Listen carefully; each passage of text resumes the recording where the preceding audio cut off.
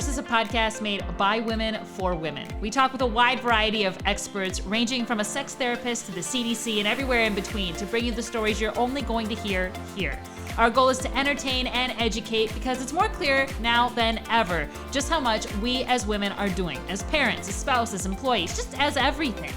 Don't miss out on being in the know. Subscribe to Soul Source wherever you listen to podcasts today. Leave us a review too, because this part's really important. When you leave those reviews, that's how we're able to continue bringing you the content you love each and every week. So buckle up, Soul Source Society, because we're about to get started. It's not your fault. Don't blame yourself. All the responsibility, all the guilt and the shame lies squarely on your abuser. End of story. Hello there. I am your host of Soul Source, Raquel Lamel, and today I'm talking to a woman who has a powerful story to share with us about overcoming sexual abuse in a place where we are all taught to feel safe and to trust the people who are there.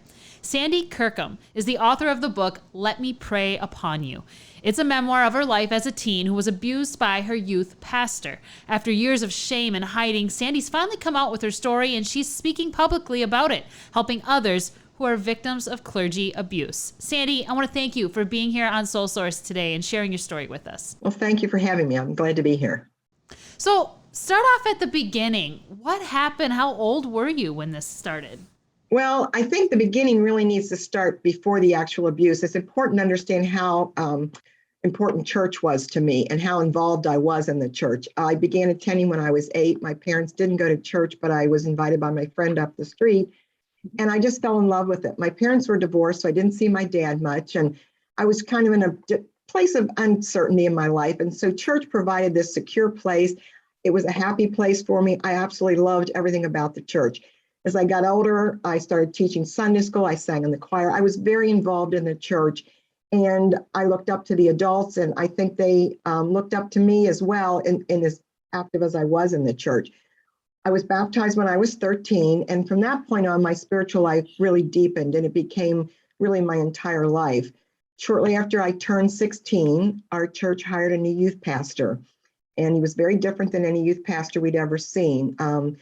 He was 30 and married with 2 children, but he was really more like the teenagers. He dressed like we did. He drove an orange convertible, and he was just kind of like you'd say in the 70s hip. And so he was also very charismatic. His sermons were dynamic. There was just an aura about him, and people were drawn to him. He took our youth group from like 25 kids over to 100 in a very short time. Wow. Okay. So he was very dynamic, and everyone loved this man, and they loved what he was doing in our church. It was at a youth group meeting that was held at my home. After everyone left, he waited for everyone to be gone, and then he stopped me in my hallway, and he told me how wonderful I was and how much he appreciated all I had been doing. He had really tapped into me as to be one of the leaders, and so I was spending a lot of time with him and working on projects with him. All, very innocent in my mind. This was all just a way of helping the church grow. Mm-hmm. But that night, when he stopped me in my hallway after telling me how wonderful I was, he bent down and he kissed me. And it was kind of like a quick, innocent kiss, but it was a kiss. And I remember thinking, I think he just kissed me. But I was so taken aback, and I kept thinking, this is my youth pastor. He wouldn't do anything he shouldn't be doing. So maybe this is just his way of showing me how much he appreciates me. And he was very just demonstrative in his ways with people. He was always hugging people. He was always telling them that he loved them and how much he appreciated them. So the only way I could really justify it was the fact that this was just a quick kiss that he meant to say how much he appreciated me, because that's the only way I could figure out what was really going on. But I babysat for his family. His wife worked evenings, and so this gave him the perfect opportunity to spend a lot of time with me in the evenings. He wouldn't take me home right away after the children were in bed. We'd sit and talk about the Bible. We'd talk about how we could get church to grow, and just things that seemed normal that you would talk to about your pastor. Mm-hmm. And kissing became more frequent. The hugging became more intense. And that took about a year until he finally got to his ultimate goal, which was to have sex with me, which he did. Oh my goodness. Now I can only imagine, like, this is something that you said you were taken aback a little bit, and I'm sure it was. Did you realize what was happening as this was going on? Well, not with the kissing and the hugging. I kind of justified that. I mean, I just accepted it and I liked the attention. I mean, he was giving me special attention that I knew probably every other girl and every woman in that church would have loved to have had. And he wasn't crossing the line any other way. So that I kind of accepted. But once that night that he took me to his bedroom and had sex with me, I knew that was wrong. And I knew that we'd crossed the line. And then he made sure that I was to never tell anyone, that if I were to tell anyone, I would be responsible for what would happen. And honestly, I didn't think I wanted anyone to know this about me, that I had just had sex with the pastor. So it was kind of a protection for me to not to tell anyone as well. And I didn't see it as abuse. He was telling me that he loved me and that he needed me and that what he was able to do in the ministry was because of me. He started misusing scripture, saying that this was God's will. And, I'm at this point, I'm 17 years old. I've trusted this man up to this point, and I didn't know what else to do but to keep it a secret. Okay, so how long was this going on for? Well, the grooming process, which I call that year that he just was setting me up, that was about a year. And then after he had sex with me, that went on for another 4 years. And once he had sex with me, his personality totally changed. I was no longer perfect. I was no longer good enough. I wasn't smart enough. He always was worried that I weighed too much and I was too fat. I mean, he became very critical of me. He became very possessive. He started to isolate me from my friends. He began to tell me how to dress, what I was to do. He eventually became physical, which then really set me on a different pattern of how I behaved, because I just knew that, if I didn't do what he told me to do, then I could be the result of being abused physically by him. Oh my goodness. So it starts, you're underage, you're a minor, but by the time he was caught, correct? Correct. So you're an adult by the time that happens? I was probably 21. Yes, I was 21. Okay. So, how did that happen? How did he when did this all come to an end, or to a head, I guess? So this went on for 5 years. And as you can imagine, people are beginning to notice things, but they kind of just ignored any red flags they might have seen because he was the pastor, and just assumed that, he wouldn't be doing anything he shouldn't be doing. But there were a couple of the elders that became suspicious. So they followed him one night and they found us together in a hotel room. He was taken by the elders that evening back to the church. His wife was informed. And then from that point on, the goal really became to find a way to keep this secretive and move him to the next church. I was told by the elders where I was to sit in church, how I was to behave. If I was asked any questions, I was to go to the elders. I wasn't to answer any questions. I was even told not to tell my parents. And I agreed to all of that because I was like a puppet with these people. I didn't know what else to do. And at this point, again, I had accepted the relationship, and I had fallen into believing all of his lies, that this was God's will. And at one point I remember thinking, I'm never going to get out of this relationship until he says it's over. And so there was somewhat, I was protecting him as well. So when they would tell me, you've got to do this because if we don't, people are going to find out and then he can't go to the next church. It took about 3 months to get him finally moved to the next church, and which they did. He was moved to the next church, and I was then called in by the elders and told that because of my behavior, I was to leave the church. And I was devastated. That was the only church I knew. I loved that church. It was my life. And to be told that I wasn't fit to worship there any longer was devastating to me. And it truly affected me for the next 27 years, and how my spiritual life was damaged by the result of being told I was to leave the church. And I mean, first off, that seems very double standard-ish. I mean, how you talked about how it damaged your faith. Can you talk to me about, how you just, like, what were your thoughts when he's being moved and allowed to continue working and you're being kicked out? Well, I mean, didn't see this as abuse. I saw this as that I was an equal participant in this, and that I was having this affair, and that I should be punished as well. The difference was he wasn't being punished. I was the one being punished, but I accepted that because they blamed me. They looked at me as someone who probably flirted with him, who trapped him. I don't know what they thought, because no one ever asked me any questions.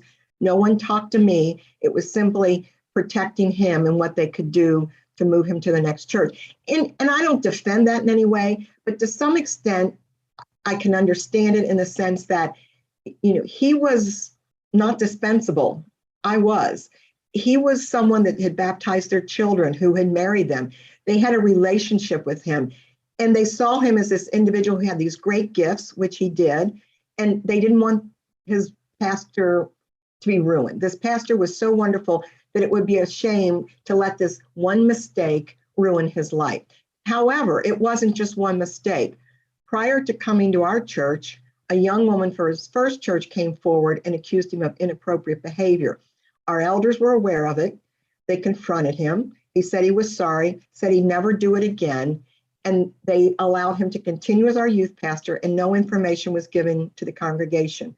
And it was within that 6-month period, once he was confronted with the first accusation, that he was kissing me in my hallway. So they were aware that this was not the first incident of sexual misconduct. I mean, you're a victim in this, right? You were underage when this started, and there's a lot of women who are victims of sexual abuse, whether it's clergy abuse or other forms of sexual abuse. Do you think, like what you just said, where everyone was blaming you, even though you were the victim, for causing this to happen? Do you think that happens a lot for women and victims in general of sexual abuse? Yes, I do, because the first question is, well, why didn't you say no? Or why didn't you stop him? Or why didn't you tell someone?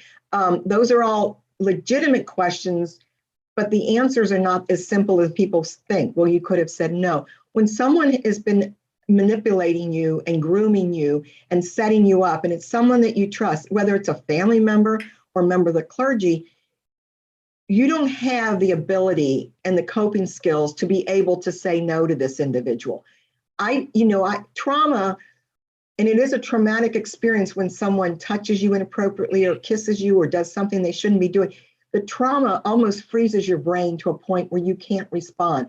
The psychologists have talked for years about the fight or flight reaction when you're confronted, but there's also the freeze reaction. And that's what most victims do. They freeze. They don't know how to respond. And when they don't respond, then they take on the guilt by thinking, well, I didn't tell him no, so it's just as much my fault for not stopping him. And again, because these are people that we're usually familiar with or someone we care about, and a lot of times people around us care about them and think they're wonderful, we don't want, I knew that if I were going to tell anyone, this would be a huge blow up in the church. This would destroy all these people's dreams and understanding of what was happening in the church. And I didn't want that responsibility. So there's a fear of telling. And I've kind of gone off track of what your original question was. No, but this is good. You're right on track, actually. Keep going. It's not as easy to say no. Because first of all, remember that these men, sometimes women, but these men target people who are vulnerable. They target people who have issues in their lives, because they know that they can get inside of this person and pretend to help them and to pretend to care about them in a way that no one else has understood them before or cared about them before.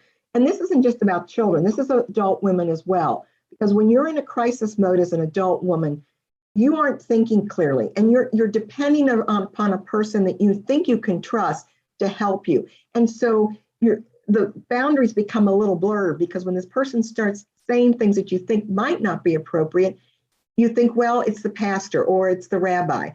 So it's very difficult when you're in a situation emotionally challenged to be able to function clearly and to respond appropriately in a way that you would otherwise respond. And these men are very good at what they do. My abuser was very good at tapping into the fact that I didn't have my father very often in my life. So he became that father figure. And everything he would do for me and talk to me about my dad, or he would ask me what my issues were, he was so kind and so loving that I was being sucked in. And so when he began to kiss me. And when he went beyond that, you know, I just felt I even owed it to him to do this because he'd been so good to me. And maybe I did love him. I didn't know what love was, but he's telling me that he loves me. He's asking me, do you love me? And of course, I loved him in a way that Christ would love the church. But I was so confused. And that's what they do. They look for people who they know they can confuse easily and prey upon their vulnerabilities. I tell victims, this wasn't something that just happened to you. This was done to you. They targeted you, and they look for people who are vulnerable. You said you didn't want to talk because you were afraid of ruining other people's lives. And you did. You kept this a secret for a long time. What made you finally start sharing your story? So I didn't tell anyone about this for 27 years. There were some people in the church who knew and found out at the time. But for 27 years, I lived my life fearing that someone would find out about what I had done. And it's very difficult to live with a secret and guilt and shame for that length of time. And I honestly was going to go to my grave keeping this secret. But there was a trigger factor that forced me to face my past. That's in the first chapter of the book. I'm going to drive down to my daughter's golf tournament. It's in Tennessee. I live in Cincinnati, Ohio. It was a long trip. And I happened to pass the exit sign for the church that he went to after he left our church. And it sent a moment of anxiety. I was overwhelmed with grief. I was beginning to sob. I had to pull to the side of the road. I didn't know what was happening to me or why it was happening.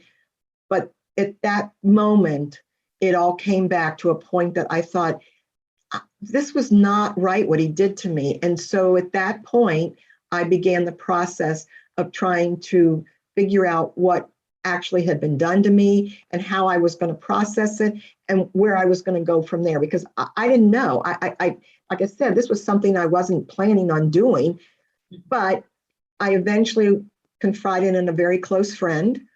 And with that, I slowly then began to tell a couple other friends. It would be a while before I would tell my husband, but I eventually did tell him. And that's what started this journey of healing. The main key was I began educating myself. I learned everything I could on clergy abuse. And then I began to see, yes, he groomed me. Yes, I saw the times that he manipulated times that we could be together that seemed innocent back then. He was gaslighting me, telling me that no one else was going to love me but him. He gaslighted me by telling me because I was no longer a virgin, no one else would love me. And and gaslighting is a point where they get you to believe the reality they want you to believe. And so I began to believe those things. I thought that I was unlovable and that no one else would care for me and that he was the only one. And so when I learned those terms of grooming, manipulation, and gaslighting, it became my aha moment. Yes, this is what he did to me. So it was education that really sent me on that path to be able to begin the healing process. So as you've started sharing your story then and doing this educating of yourself, what are some of the things that you've learned about clergy abuse and the victims involved? Well, I learned that clergy abuse, first of all, these men and sometimes women use the same tools and techniques. It's very common. It's almost like they read the same book. Again, they look for vulnerable people. They use the grooming process. They gaslight, they manipulate. And they also surround themselves with people that they've also manipulated and groomed, just like the congregation. They were so, he was like a rock star. And in a way, it was like a cult almost. He would say to people, I want you to invite someone to church on Sunday. And he said it in a wonderful, loving, caring way, but you knew that you needed to invite someone to church on Sunday. That's the kind of culture they develop so that when they are discovered or caught, they have this kind of like a tribe around them who's willing to support them. So it's a very common MO that they all use. But education is the key in learning about how these men and women operate. And then the other thing I learned about clergy abuse, the devastation that it does to victims in their spiritual life. I knew what it did to mine, but so many victims, and I felt this way at the time, you think you're the only one. I didn't believe that this could have ever happened to anyone else. Even 27 years later, I still thought, this is a rare occurrence. It's not. Sadly, it happens in every faith and every denomination. It's not just a Catholic issue. Wherever there are vulnerable people and people who need help, which obviously the church is a place that we invite those people in, that's where you're going to find predators who will look for these people. So it's not just a Catholic issue. It really isn't just a church issue. It happens in the Boy Scouts. It happens, we've seen with the gymnast in the U.S. gymnastics team. It happens where there are young people and vulnerable people. So those were the things that I learned about clergy abuse, that it's more common than we'd like to believe. And the response to how we deal with clergy abuse has been dealt with in the wrong ways.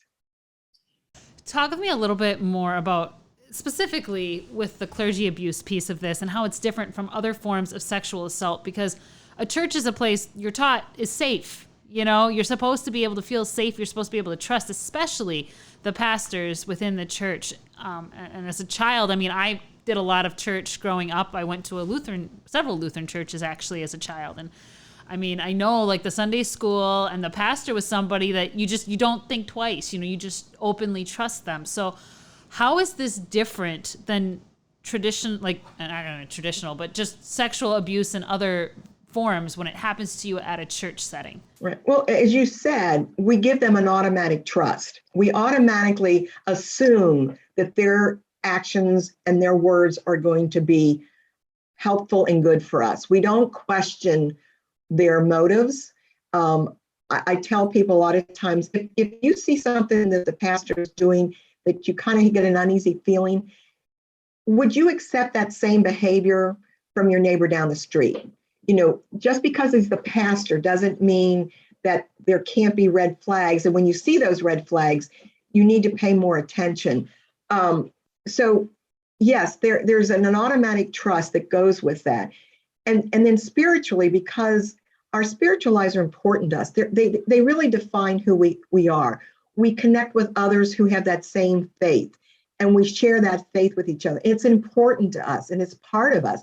So when someone in a position who has authority, spiritual authority over us, betrays that trust, it contaminates everything about our spiritual life. It changes how we view God. It changes how we view church and how we view those around us who we thought would support us, and find that there is more support for the offending pastor than the actual victim. And even though my abuse happened 35 years ago now, I'm sad to say that many victims experience the same kind of response from churches. There's the effort to cover it up. They want to see this simply as a moral fall, that he made a mistake. That's not what's happened here. This is an individual who had a responsibility, an ethical and moral responsibility to stay within the boundaries of his profession, and he chose not to. He chose to go out of those boundaries. It wasn't just a simple mistake. It's like any helping profession, whether you're a doctor, a teacher, a school counselor, a pastor. Once you agree to take on that role of helping another individual, it is always that professional's responsibility to stay within the boundaries. The person who has been abused by their power is not responsible. It is the sole responsible of the person in charge, who is to make sure that those boundaries are stayed within his confines of his profession. A doctor having sex with his patient loses his license. I, as a nurse, I'm caught stealing narcotics, I can no longer dispense medicine again. There is a boundary in every profession that's not to be crossed. And once it is, you lose that privilege to ever be in that position again. You have proven by your own actions that you've lost that privilege. Now, that's not to say that the church can't support that pastor, help him with counseling, and if they want, forgive him, but he's no longer fit to be a part of the ministry. He has proven that he's unfit for that. He basically is a wolf in sheep's clothing. And so I tell people, we want to give him a second chance. That's only a second chance to reoffend. I became a victim because my church decided, when they knew of the first incidents, that they were going to forgive him and give him a second chance.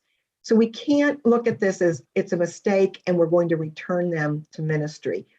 And I also say, if you're going to help pastor with counseling, you're going to give him support, you need to double that up with the victim and understand that the victim is not at fault in any way in this situation. That is a perfect setup to what I want to ask you next, which is, do you think that the clergy system is broken? Because you just said doctors lose their license, nurses, you can't dispense medicine. But this pastor went to another church and then to another church. So do you think there's a broken system here? And if so, how? Well, I think there's two things. One, my church and many churches, like independent churches, Evangelical Baptist, Church of Christ, they don't have a hierarchy. So they can, in their own individual churches, make a decision whether or not to discipline an offending pastor or send him someplace else. And they, on their own, can decide whether or not they want to reveal his past. Now, in every 50 states, it's against the law not to report a minor. There should be no discussion among any church elders or church boards. You are to report to the authorities and the social services that you have had an incident of sexual abuse of a minor. It gets a little more complicated as these pastors start to abuse adult women. Again, a physician, it doesn't matter her age. If he has sex with his client, then, or his patient, then he loses his license. And so there are 13 states that now recognize that pastors are professionals. And if, regardless of the age, there is a crossing of the boundaries or inappropriate misconduct, they are no longer allowed to practice in their ministry. So 13 states are starting to begin to recognize, but it's not the churches that are doing this, it's state laws that are now saying we need to regulate church pastors as well if they're in this situation. I think the other problem we have with churches, and you know, the hierarchy is an issue because, like I said, my church could decide on its own how they wanted to handle it. But as we've seen in the Catholic Church, hierarchy doesn't always work either. The cover-ups continue because they're so afraid of what people will think of the church. Well, people understand that you can have a pastor and do all the background checks you can do, and someone can still slip in and commit sexual misconduct. Mm-hmm. The anger comes at the cover-up, not because you hired this man unknowingly, but that you then covered up what he did, and that still continues. So that's another problem with the church. So policing themselves is the problem because you're asking this body of people to police someone that they care about, that they know, that they want to continue in the ministry, and that makes it very difficult then to do the right thing. So then, in your opinion, what should be done, what can be done to correct this problem? First of all, we need to talk about prevention. I highly encourage background checks, but be aware, background checks are very limited in what they will reveal. For instance, my abuser, when I confronted him, he's confessed that there have been many incidences over the years. They weren't all minors, but there were many incidents of sexual misconduct throughout the years. But he would pass a background check because there was no criminal activity involved, or it was ever alleged that there was any criminal activity. So he would pass a background check. So be aware that while they're a good thing to do, background checks should not be your only checks and balance. It's also important that you look into his background, check into his past histories of his employment. And again, churches don't do this because he comes with great credentials and he's a minister. Why would I want to look into his past? Of course, he's going to be a good person. So we need to look into their past. I'd also say that churches need strict policies on what they expect of their pastors. So when you hire a pastor or a rabbi or priest, it needs to be very clear that any misconduct results in removal.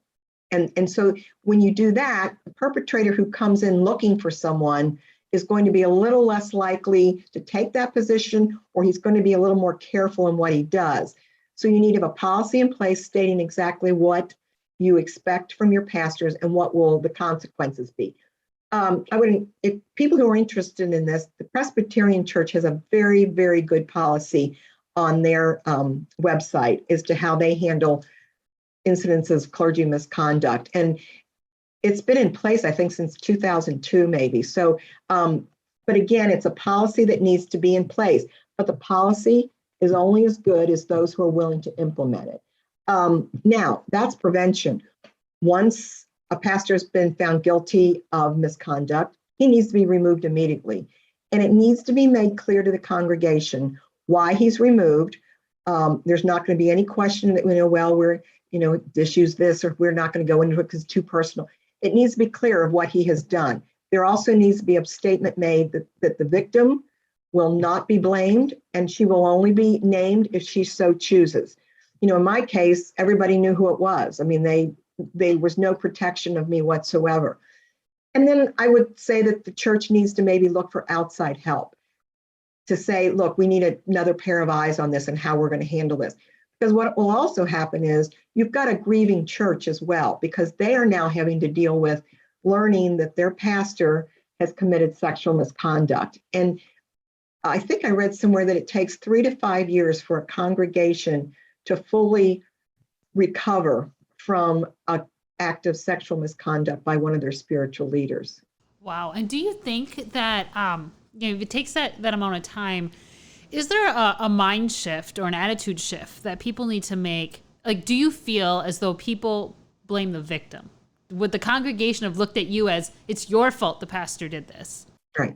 I think there's a because they want to see it as equal. Well, she participated too, and why should he take all the blame? So we need to understand again that churches see the moral fault. They understand that what he did was morally wrong. What they fail to see is the professional violation. He broke the ethics of his profession, and that needs to be handled differently. And churches are willing to forgive, they're willing to help. They use scriptures such as, we shouldn't judge another person. We're not judging his soul, we're judging his ability to do his job. And he's proven that he's not able to do that job by his own actions. So I do think there needs to be a shift. The other thing that we need to stop saying is he fell into sin or he had a moral fall. No, the term is he committed sexual misconduct or sexual abuse. We need to start using those terms because that defines exactly what he did. If we use terms like sin of the heart or moral fall, it sanitizes what he's done, and it tends to then make people respond to it differently. The words sexual misconduct and sexual abuse are pretty clear. And so those are I would like churches to start using those terms instead of moral fall. The other term I'd like to get rid of is to say that my pastor had an affair. He didn't have an affair, because an affair means you had mutual consent, that this person agreed to it. But if you educate yourself and understand the grooming and the manipulation and the control that this person had over this individual when she was in an emotional crippled state, she didn't have the tools to actually consent. And so it wasn't an affair. It was an abuse of his power, taking advantage of someone under his care. Mm-hmm. Do you go to church now? Have you been able to make peace with what happened and go to church, or is church a hard place for you to go to? Well, for 27 years when I was hiding the secret, I took my children to church, but I didn't connect to church at all. It was a very difficult time for me. Every time I passed the pastor's office, I got a knot in my stomach. It had nothing to do with that pastor. It was the fact that I could go back and remember those times I had sex in a pastor's office. And so, but that's what I did for 27 years. It was the way I learned to function. So I was always kind of had blinders on when I was in church. I didn't allow myself to become emotionally involved in church. After I was able to finally come forward with my story, church became a little bit easier, but there's still trigger factors for me. And now I understand why I feel that way, which is helpful. Before, I just knew I had these uneasy feelings and anxiety, and I just kind of kept stuffing it down. Well, now I deal with it. And so I think it's become a little bit easier. It will never be the same for me. It will never be the same. And I mourn that loss. I love church. It was such a wonderful place. But now it's a place of conflict for me. But I don't blame the church. I don't blame God. And so I'm able to go, but I make peace with it in my own way. Prayer is still difficult for me sometimes. I didn't pray for 27 years. I'm now able to pray. So I made progress, and progress, that's what I want to tell victims. There is hope and there is healing. It takes a long, long time. And I still have setbacks where there are moments where I feel like I'm back in that time again, and the anxiety starts to build up in me. But I also know why, and so I can handle it a little bit better. I don't know that that'll ever always go away, but I understand it now. And it's been helpful to talk about my story because I'm not ashamed any longer. I can tell my story without shame. I didn't do anything wrong. I was in a place, as you said earlier, a place that should have been the safest place on earth for me, and it wasn't. I was devoured I was a sheep, I was a lamb of God, and this wolf in sheep's clothing devoured me. And he took part of me away with me. And that is so, I think I describe it best. And there's a chapter in my book called Spiritual Wounds. And I talk about those spiritual wounds and how I've lost a part of my spiritual life. But, for 27 years, I didn't pray. I'm praying now. I've got a relationship with God, which I didn't have for 27 years. And so it's important for people to understand what clergy sexual abuse does to an individual spiritually. Some victims become atheists. They'll never believe in God again. Some of them become more spiritual because of the situation. One woman said to me, I just don't believe in God anymore. And I think she expected me to say, oh, you've got to believe in God, and God is real. And I looked at her and I told her, I said, you know what? God knows what happened to you. And he's a big enough God to understand why you feel the way you do. And I believe that. What was done to us was horrific. And it happened in the most sacred of all places. And it took a part of that sacredness away from us. And we need to be allowed that feeling and that mourning of that loss. What do you want women to take away from your story? If there's one thing that could help someone who's been a victim of sexual abuse, what would it be? The one thing I can't say enough, and I couldn't hear it enough either, was this was not your fault. And we have a lot of guilt as victims that, I should have done this. I should have said this. I could have told someone. No, at the time, we did what we could with the coping skills that we had at the time. And we were sucked into this person's evilness, and we didn't know how to get out. Just because there's a way out doesn't mean we see that way out. And so I just stress to victims that it's not your fault. Don't blame yourself. All the responsibility and all the guilt and the shame lies squarely on your abuser. End of story. The second thing I say to victims is educate yourself. Learn all you can about clergy sexual abuse. I think my book's a good resource, but there are lots of books out there that could be helpful. Marie Fortune, you can Google her. She's an excellent advocate in this area. Learn all you can, because once you begin to understand what was done to you, then you can free yourself from the guilt and the shame. And finally, I would say, if you haven't shared your abuse with anyone or told your story, find someone you can trust and tell them. And I say that knowing how hard it is, because I spent 27 years keeping that secret. So I understand how hard it is to tell someone. But as long as you keep that secret in, you're reliving that abuse. All that secret's doing is reminding you of your abuse. It's not allowing you to be free of it. And that's so important to let go of it, because the healing can only happen when you recognize that I'm no longer going to protect him and that I have nothing to be ashamed of. There's so many more lessons. There's so much more to your story that's in your book that we can't cover today, just sheerly because of time. But the book it's a great one. It's one that you can't put down. If people want to read your story, want to connect with you more, how can they do that, Sandy? Well, this is the book. The title's Let Me Pray Upon You. It's available on Amazon. It's also available on my website, which is my name, which is www.Sandy Phillips Kirkham. It's SandyPhillipskirkham.com. And then my Gmail is also on that website, so they can contact me through my email as well. And I would encourage, again, in the back of my book, there are several books, several websites. The Hope Survivors is a ministry that I work with. They have a great resource on their website. So just any information that you can find. And I would encourage people who've not been abused, who want to learn more about this, because until we educate the congregations and the synagogues, they're still going to get it wrong because they're not understanding what clergy, the dynamics of clergy sexual abuse and what really is going on. And so, my platform is to help victims, but it's also to educate as well. I will make sure that we take those links and we have them here in the show notes here for this episode specifically, so people can learn more and get those resources. Sandy, thank you so much for sharing your story with us here today. Well, I appreciate being here. You've been a great host. Thank you for listening. And if you want to hear more Soul Source, just subscribe to our show. We're available wherever you listen to podcasts. And you can watch us too. We're on YouTube. Just look for Soul Source. Soul Source is brought to you by Red Shoes, Inc., a leading agency specializing in crisis and strategic communications, media relations, social media, and so much more.